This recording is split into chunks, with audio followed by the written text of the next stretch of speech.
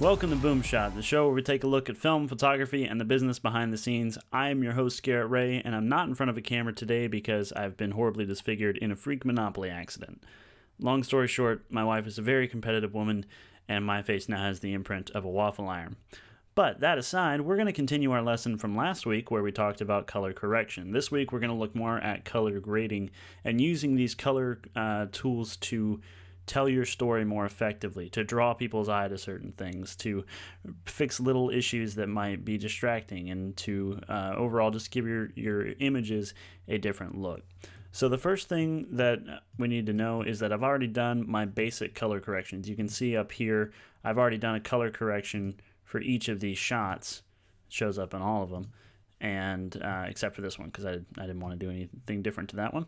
So I've already got the basic corrections done for each of these moments throughout my script and throughout my timeline. But now what I want to do is start to refine things. Now what you do need to remember is that color correction you need to do to match all your shots up. Color grading is the absolute last thing you need to do on your film. It needs to be done after any special effects are added in, all of that, because it's going to be the thing that ties all of those different aspects together. So just a pro tip, make sure you do your color grading last, then export. So we're going to take a look at this first shot. We've got a wide shot here, which is definitely the framing that I want and that I wanted when we shot this.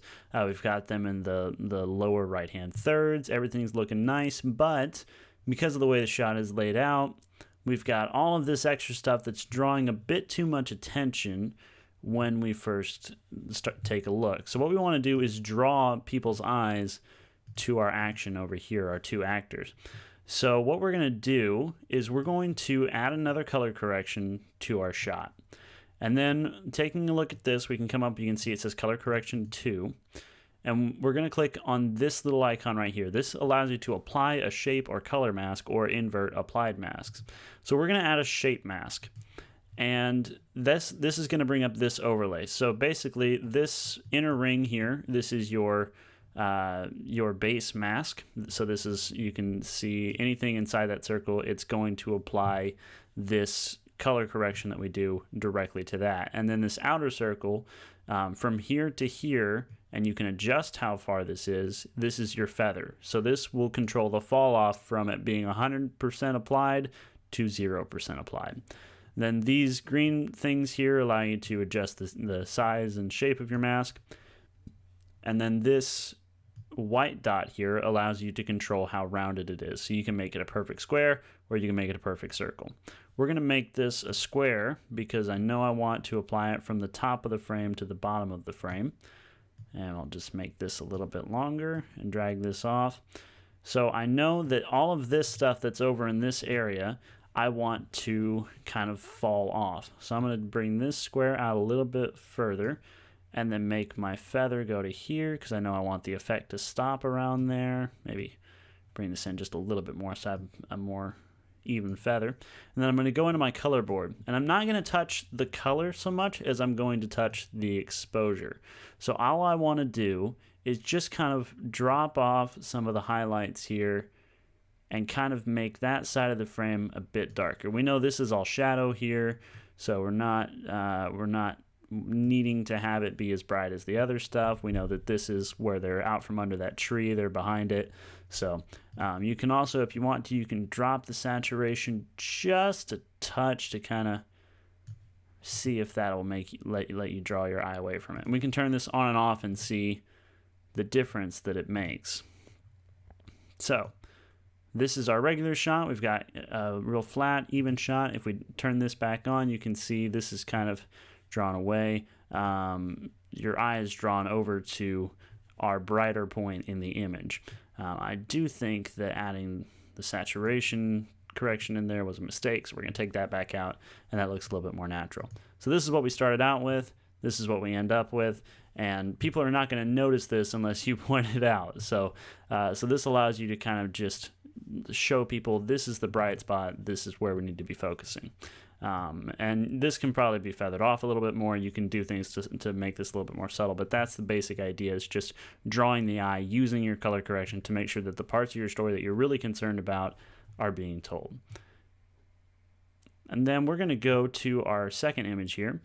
Now this is a shot of Katie with the flower. It's a sweet moment. She's brushing her hair out of her face, being real sweet and real cute. So what we're going to do is try and make our sky match the feeling of this moment. So right now, with the way that we've got her skin tones where we want them and all that, but the sky kind of has this ugly look to it. So what we're going to do is we're again going to grab our color correction and drag that on. And this time we're going to add another mask, but this one is a color mask. And then what we'll do is you'll see this little eyedropper tool will come up, and we're going to select this white craziness that is our sky. And so we're going to grab that, and you can see all of the areas that are showing in full white, that is what it's selecting in the mask. And then you can see that it avoided all the trees, and it avoided her face and her hair and all that. It's just selected this color. And then we can go into our color board, and we're going to go to color, and what we want to do is we just want to add in some blue to our sky. Just make it a little bit more friendly and blue. And you can see right now it looks weird, so we're just going to add a little softness on our mask, and that'll take out those weird angled edges and all that. So, and when you first look at it, you're not going to see the difference, but if you turn it off, you can see it's kind of got that green nastiness to it. Now it's a little bit more blue and friendly. And again, this is something that people, they will not notice unless you point it out to them that you've made this change, but it does change the feeling of the image overall. This looks more friendly, more nice, and we could do a little bit more color correction to the shot. But the point is that the only point we're really trying to make here is that you can use this color mask to make those adjustments to a centralized area and a certain color in your image, and change that up. So now we've got this shot here. So we've got her looking, and she's again trying to be real cute. She's admiring this boy she likes, and we've got this shoulder.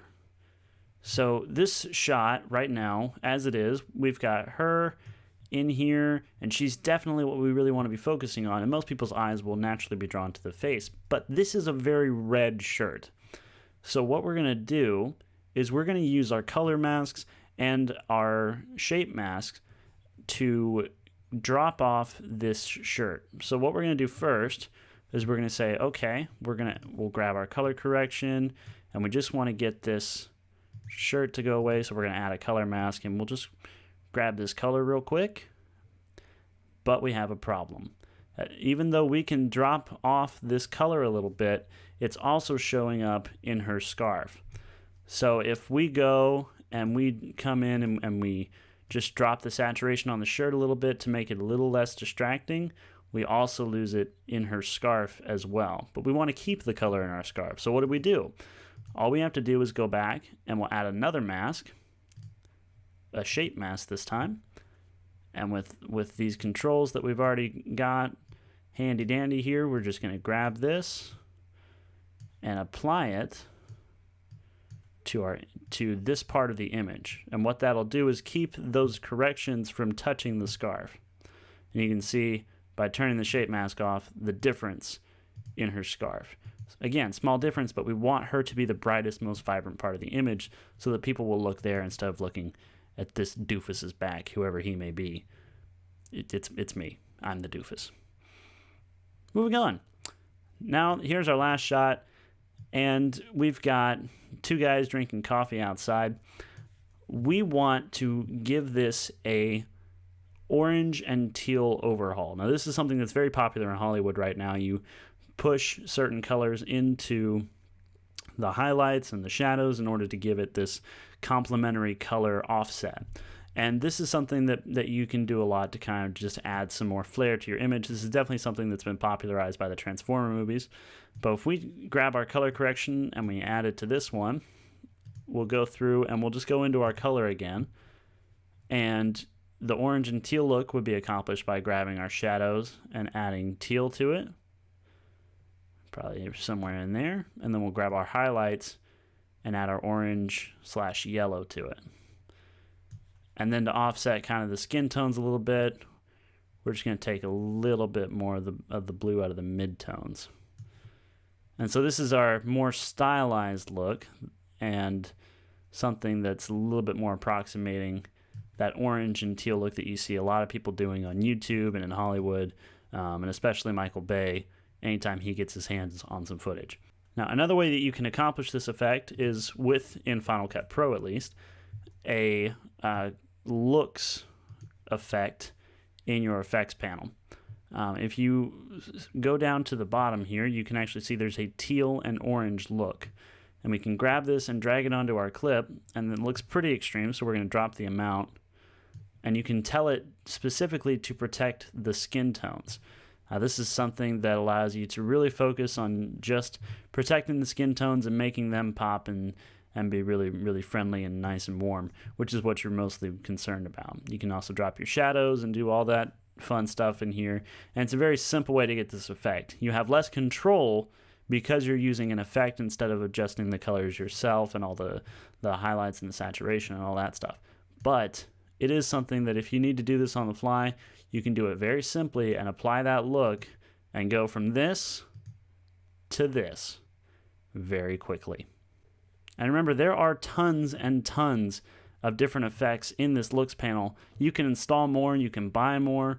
This bleach bypass filter is something that was popularized a lot by Saving Private Ryan. You've got this cold steel look. You can add in some cool tones and do big changes to that. And again, remember, there's also this day into night filter, so you can shoot during the day and make it look more like nighttime. Just remember that all of these different effects, no matter what they may be, are presets to get you started. You need to go through and adjust all the parameters to make sure you're getting the best version of that effect that you can. And it is always best if you have the ability to go through and make changes yourself manually through the color board. You should. Play around with it, make sure you're getting exactly what you want. Don't trust a computer to tell you what the bleach bypass should be exactly. You have to tell it exactly how much bleach bypass it should be getting.